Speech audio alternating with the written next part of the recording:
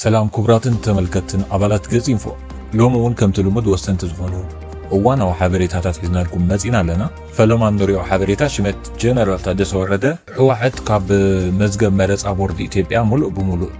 كم سرزت زرقا قزيو تواهل اللو كوم دما وعلي بريتراون ملؤ لملؤ كم زفرسة زرقا قز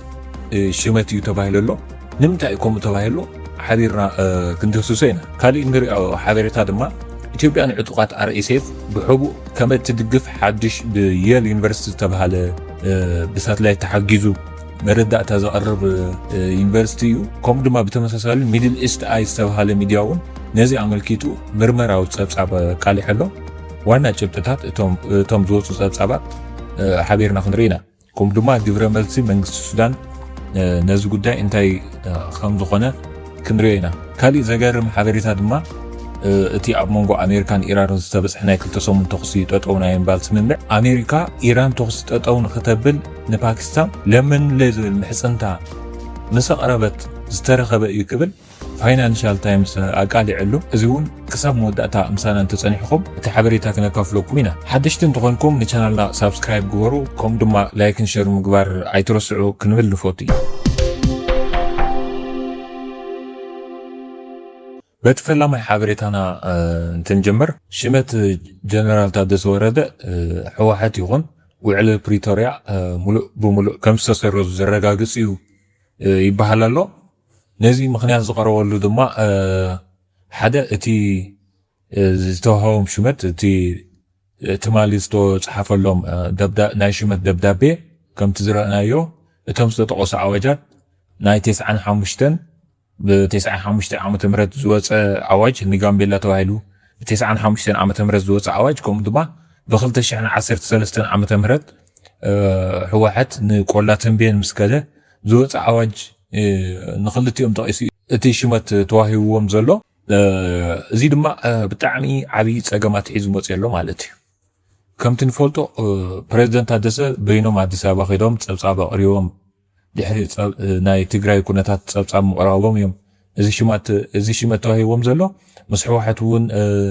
ተራኺቦም ቅድሚ ምኻዶም ኣይዘተዩን ተባሂሉ ኣሎ ድንገት እዮም ካብዚ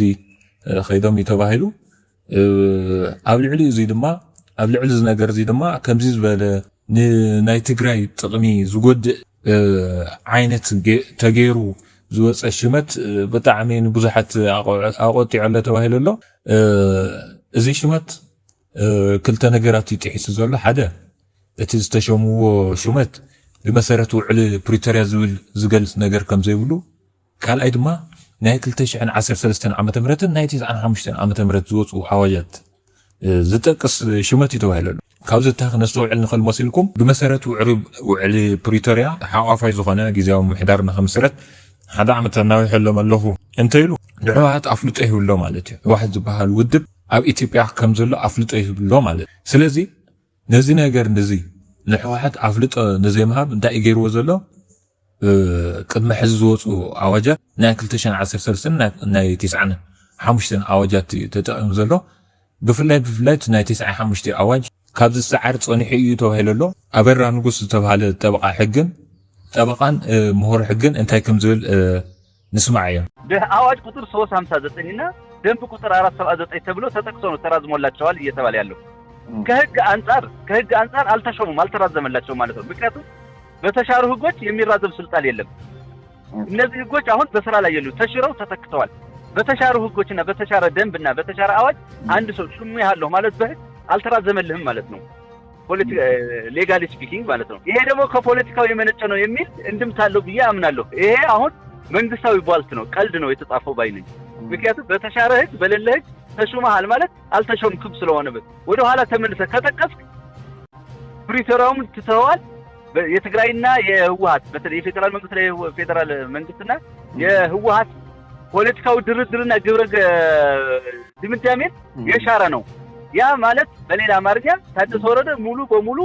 የፌደራል መንግስት ሹመኛ ለማድረግ የተጠረገ ጥረት ነው ያው መራሕቲ ህወሓት ንስልጣን ንኽብሉ ናዳኸሙ ትግራይ ኣብዚ ኣሳጢሖም ኣለዉ ማለት እዩ ብዘሕዝን ኩነታት صبق نابتخال أي حبريتنا نتنشجر دما إثيوبيا عطوات RSF بحو كم تدقف حدش بيال يونيفرسيتي تبعها ساتلايت تحجز صبصب أقري والله إثيوبيا كتكحد صنيحة يا يخون بر زي تقلني حبريت لاني بساتلايت زتصارخو إلى يال يونيفرسيتي سكول اوف بابليك هيلث اند ريسيرش لاب زبحال مالتي زي يال يونيفرسيتي انت يسرح عب ግጭታው ዘለዎም ከባቢታት ዝፍጠሩ ኩሎም ነገራት ይከታተል ማለት እዩ በተለይ ኣብ ደቂ ሰባት ጉድኣት ንኸይበጽሑ ኣብ ደቂ ሰባት ጨፍጫፋት እንተወጽሖም ዘቃልዕ እዩ ማለት እዩ ንኣብነት ብአርኤስኤፍ ዝተፈጸመ ጨፍጫፍ ኣብ ኤልፋሽር ዝተባህለት ከተማ ዘጋለጸ እዩ እዚ ዩኒቨርሲቲ ኣብ ካምፖሎ ኣብ ቤንሻንጉል ጉሙዝ ኣብ ኣሶሳ ከተማ ኣብ ኦሎ ካምፕ እዚ ካምፕ እዚ ክልተ ነገራት ዝረኸብሉ ኤመራት ምስ አርኤስኤፍ ዝረኸብሉ ካምፕ ተባሂሉሎ ካብ ኤመራት ዝተፈላለዩ ተሽከርከርቲ መጻ ናብዚ ካምፕ እዚ ኣትዋ ካብዚ ካምፕ እዚ ተላዒለን ድማ ናብ ሱዳን ናብ ካርሙክ ትበሃል ንኣብነት ብዝሓለፈ ኣብ ካርሙክ ዝተባህለት ከተማ ዝተገበረ ውግእ በቐጥታ ካብዚ እንተላዒለን ልዕሊ 200 ዝኾና መኻይን ይልወነ ነዚ ዘጠናኽር ድማ ጸብጻብ ብሚድል ኢስት ኣይ ዝበሃል ሚድያ ሰፊሕ ጸብጻብ ወፅሎ እዚ ጸብጻብ እንታይ ገይሩ ናይ ቀደምን ናይ ሕዝን ወታደራት ኢትዮጵያ ሓቲቱ ከምኡ ድማ ናይ ሱዳን ወታደራትን ናይ ድሕነት ሰባትን ሓቲተ ረኸበዮ ዝበሎ ልክዕ እዩ ኣብ ኢትዮጵያ አርኤስኤፍ ካምፕኒዮ ካብኡ ናውፅእ እዩ መጥቃዕቲ ዝፍጽም ካብኡ ናውፅእ እዩ መጥቃዕቲ ዝፍጽም ዝብል ቃሎም የምሂቦም ወኒው ንሚድል ኢስት ኣይ እዚ ከዓ ንኢትዮጵያ ከቢድ ይገብሮ ምክንያቱ አርኤስኤፍ ኣብ ሱዳን ብውድብ ሕቡራት መንግስታት ብዘካየዶ መጽናዕቲ ጆኖሳይድ ከም ዝፈጸመ ተረጋጊጹ እዩ እዚ ድማ ንኢትዮጵያ ዲፕሎማሲያዊ ዓቕማት ዘዳኽም ይኸውን ማለት እዩ ይኹን እምበር ዓረብ ኤምራት ኣነ ይገበርክዎን እያ ክትብል ጸኒሓ ኣነ ይገበርኩን ከምዚ ዓይነት ኣነ ሓገዝ ጥራሕ ንህብ ሱዳን እምበር ዝድግፎ ዕጡቕ የብለን እያ ትብል ሱዳን ግን ለካቲት 27 2018 ብናት ንኢትዮጵያ ብግልፂ ከሲሳ እያ ሓገዝ ትገብረሎም ወሰን ሓሊፋት ኣትላ ዝብል ማለት እዩ እዚ ዝመስል ማለት እዩ ዘሎ ህሉ ኩነታት ሰፊሕ እዩ ክትንብዎ እንተደለይኩም ኣብ ሚድል ኢስት ኣይልኩም ክትረኽቦ ትኽእሉ ኢኹም ማለት እዩ كان زجرم ناي وصع حبريت هذا ما خلنا كافلكم أمونغ أمريكان إيران استوت إحنا كل تصميم تخصصات أنا يبال اسمه أمريكا يا باكستان ناس أنت قريبا بيزاخ باكستان تخصي إيران تخصصات أو نختبل نخلي التصميم تخصصات أو نختبل كم دما وشمت حرمز نخت كفت عالسما معنا كتبل لباكستان ناس أنت قريبا قبل ፋይናንሻል ታይምስ ተባሃለ ጋዜጣ ሚስጥር ኣቃሊዕሎ እዚ ከዓ ኣሜሪካ ነዚ ምሕፅንታ ክትቐርብ ዝገበረ ዋናው ጉዳይ ፕሬዚደንት ትራምፕ እቲ ብጣዕሚ ዝውስኽ ዝነበረ ጉዳይ ነዳዲ ሓደ ኣተሓሳሲብዎም ካልኣይ ድማ ዘይሓሰብዎ ይገጢሞም ብጣዕሚ ተገሪሞም ብናይ ስርዓት ኢራን ጽንዓት ማለት እዩ ከምኡ ዓይነት ጽንዓት ክህልዎ ኢሎም ኣይሓሰቡን ነይሮም ኣብ መጀመርያ كينات كجمهور خلو دحرجن إيران قالت إن هجرية إلى تأمنا نباكستان ترحيو سلازم بباكستان غيرنا نخدايلهم كأو بباكستان غيرهم تخصنا ناي تطونا يمبال كيدي بدحر مجارجة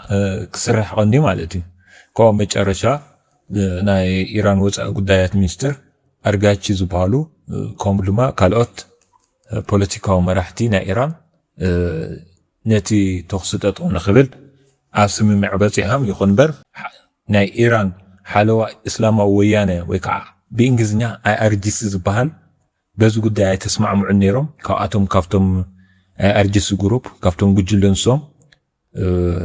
ستوستون أي تسمع معنيرهم بدعم بحيال تقايمه لازم ملكة كون زخيل كعا دحرتي سممع مقوارهم ኣብ ሳውዲ ዓረብያ ድሮን ሰዲዶም ፔትሮኬሚካል ዝበሃል ናይ ኬሚካል ማእኸል ኢንዱስትሪ ማእኸል ኣብኡ መጥቃዕቲ ክፍጽሙ ኪሎም እዮም እዚ ከዓ ከም ፓኪስታናውያን ብጣዕሚ ከም ዘደንገጸ ምክንያቱ ድሕሪ ክንደይ ደኺሞም ዝረኽብዎ